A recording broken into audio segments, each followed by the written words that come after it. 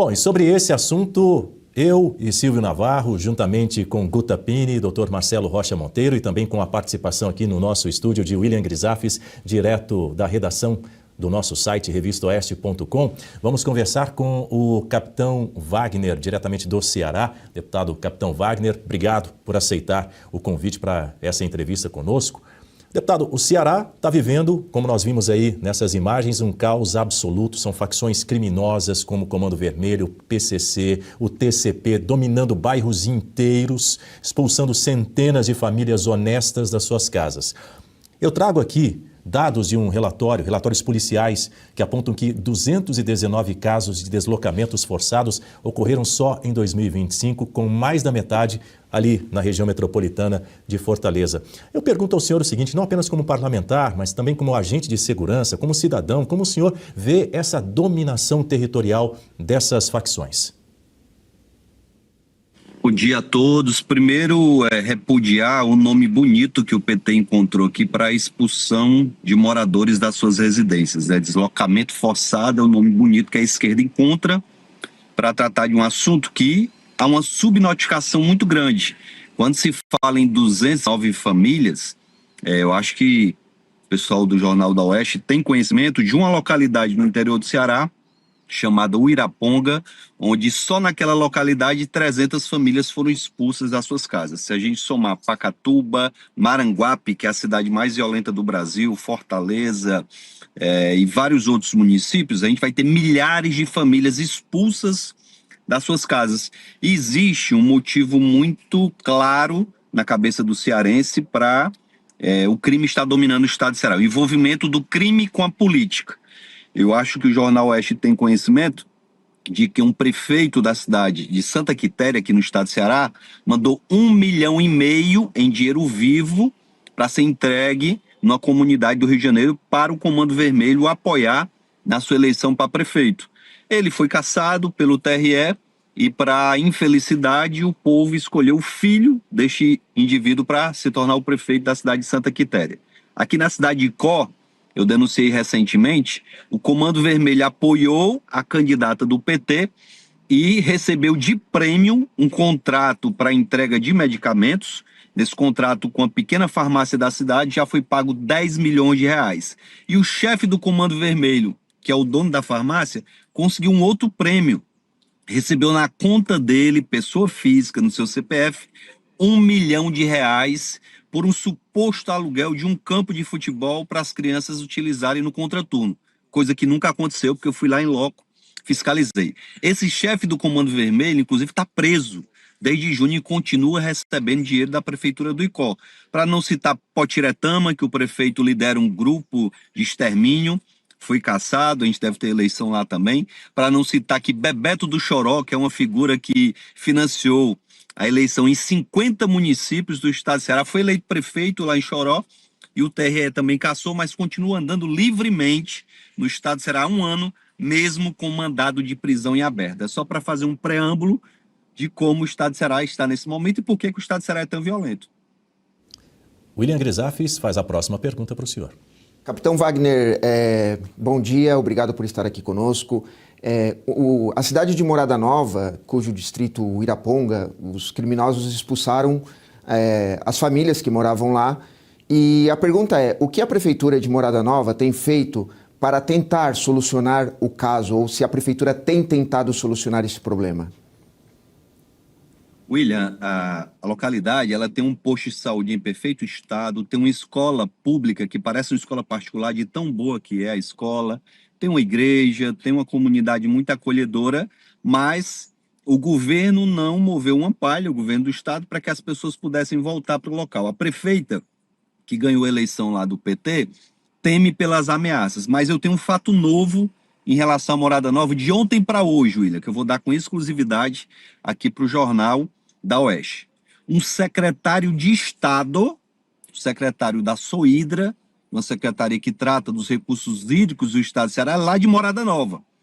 E eu tive acesso a um inquérito policial de ontem para hoje que comprova que esse secretário recebeu dinheiro de uma facção criminosa para comprar a eleição da presidência da Câmara de Morada Nova. Aí as pessoas perguntam, qual é a intenção de uma facção ao expulsar 2.000 pessoas de uma comunidade? É dominar o território do município, é dominar a política, é dominar as regras de convivência social e assustar todo e qualquer morador que queira bater de frente com aquelas determinações. Temos idosos que foram mortos porque se negaram a abandonar suas casas. A situação em Morada Nova é apenas a ponta do iceberg da violência no estado de Ceará. E, infelizmente, os prefeitos têm medo das ameaças, o governo do estado não move uma palha para tomar uma providência no sentido de colocar atrás das grades os políticos, porque são todos aliados do governo. Todos os políticos que estão denunciados por envolvimento com facção no estado do Ceará, sem exceção, todos são aliados do governador do PT, é o Mano de Freitas. Deputado, bom dia, bom conversar com o senhor. Deputado, eu faço aqui uma reflexão e queria ouvi-lo nesse sentido. O Ceará vive um problema de segurança pública gritante, mas o Ceará não conhece a direita no poder desde a Nova República. Se a gente pegar a história, você vai ter os Gereissati, MDB, PSDB, os irmãos Gomes, o atual ministro Camilo Santana, que foi governador do estado, Eumano, como o senhor acabou de citar, teve o Lúcio Alcântara num período, mas é sempre o tear das tesouras, é o PT, o PSDB e alguns satélites como o PDT aqui e ali, porque eu citei os irmãos Gomes. Será que esse também não é um dos pontos que permitiu o avanço das facções criminosas, do crime organizado no Estado? Ou seja, nunca teve a mão firme da direita no comando do Estado. É o mesmo exemplo, para finalizar, por exemplo, da Bahia, que está há 30 anos, 20 anos, né? Outros estados que é um período muito grande da esquerda no poder.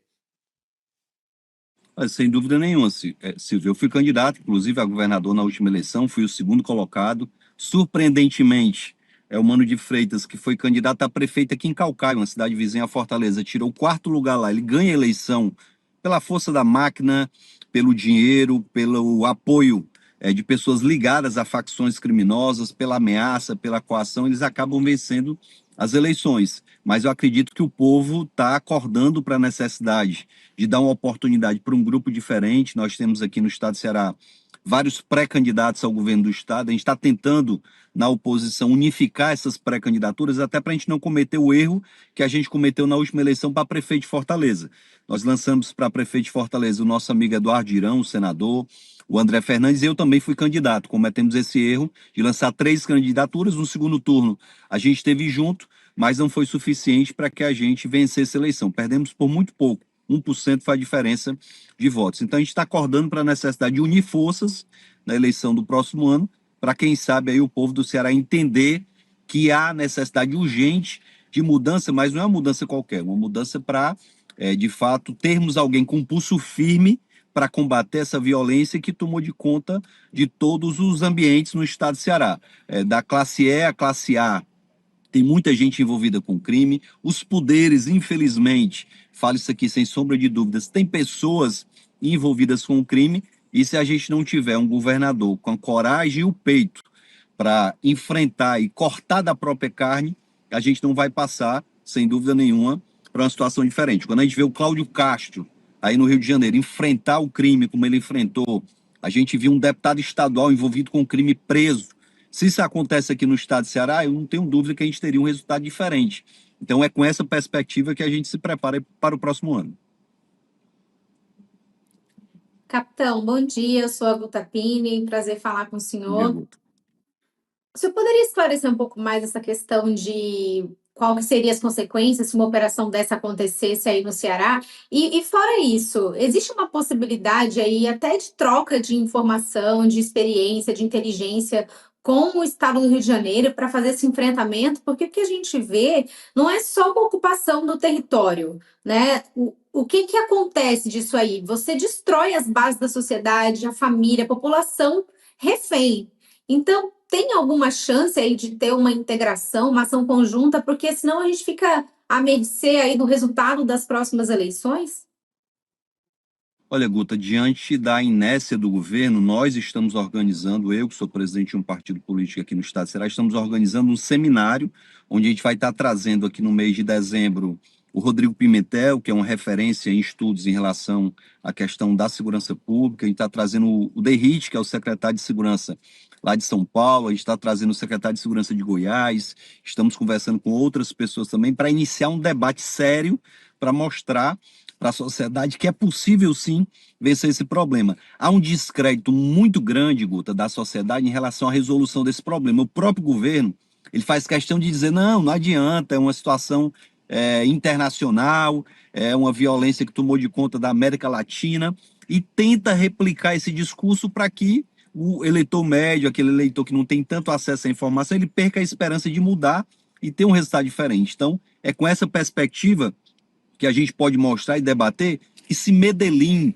que era a cidade mais violenta do mundo, conseguiu, logicamente com um trabalho entre o governo colombiano e o governo americano, com um reforço financeiro, inclusive dos Estados Unidos, vencer a guerra contra o narcotráfico. Eu tive em Medellín pessoalmente, eu conheço a realidade. Se a gente tem uma cidade como Diadema, na região metropolitana de São Paulo, que foi a cidade mais violenta do Brasil, e hoje é uma das cidades mais tranquilas, se a gente tem casos até do Piauí aqui que reduziram a violência, o caso de Goiás, que tinha 4 das 20 cidades mais violentas do país, e hoje é um estado tranquilo, é possível sim, aqui no estado de Ceará, a gente ter de novo um estado tranquilo. Lógico que a nossa posição geográfica, inclusive os relatórios da Polícia Federal apontam isso, favorece logicamente, a ação dos criminosos. E é justamente por conta disso que nossos portos e aeroportos precisam de um trabalho de inteligência muito forte, de uma parceria entre a Polícia Cearense, a Polícia Federal. Acho que a discussão da legislação federal é extremamente importante também. Existe uma PEC da segurança pública, onde o governo federal, o governo Lula, na verdade, quer diminuir a pena para quem é integrante de facção criminosa, e a gente quer fazer uma discussão séria, de aumentar penas, de tornar mais difícil a vida de quem faz parte da facção.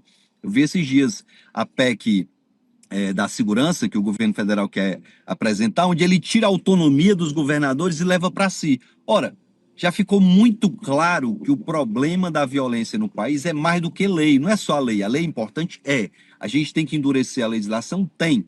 Mas tem estados como o estado de Goiás que não precisaram mudar a lei para dar resposta. O próprio estado de São Paulo, com o secretário de segurança, que é firme, com o governador que deu autonomia, apesar de parte da imprensa criticar o trabalho do Derrite, mas teve autonomia do governador Tarcísio, e vários outros exemplos mostram que o que a gente precisa nesse momento é uma decisão executiva firme para que a gente possa ter, sem dúvida nenhuma, resultado.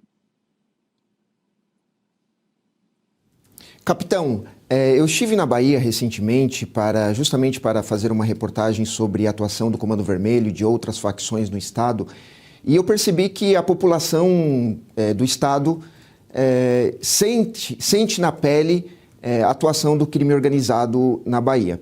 Eu perguntei para algumas pessoas por que o Comando Vermelho, por que as facções ganharam força no estado. Muitos disseram que a Bahia faz fronteira com muitos outros estados da federação, e a pergunta é, no Ceará, como é a sensação, o que as pessoas dizem? Há uma sensação de insegurança, há uma sensação, as pessoas sabem o que está ocorrendo, ou elas se acostumaram com os criminosos, com a atuação dos criminosos? E a segunda pergunta é, por que essas facções ganharam força no Nordeste brasileiro? Olha, primeiro a gente vê aqui um sentimento de insegurança muito forte, né? Da classe A à classe E, o que era sensação de insegurança só na periferia, chegou também à área nobre da cidade cearense, especialmente aqui na capital, e ao mesmo tempo lhe respondendo qual o motivo principal da gente ter o Nordeste, né? A Bahia, o Ceará, como estados mais violentos, tem uma relação muito forte com a maneira como o governo encara a questão da criminalidade. Quando o presidente Lula vem chamar traficantes de vítimas de usuários, quando o presidente Lula vem classificar uma operação policial bem-sucedida, que tirou os bandidos da área urbana, ali do meio da população, para um confronto numa região de florestas, para que nenhum inocente fosse vítima, e classifica aquilo como matança, quando na verdade as únicas vítimas ali foram os 4 policiais que perderam a sua vida, a gente vê como é que o governo, como é que o PT encara isso.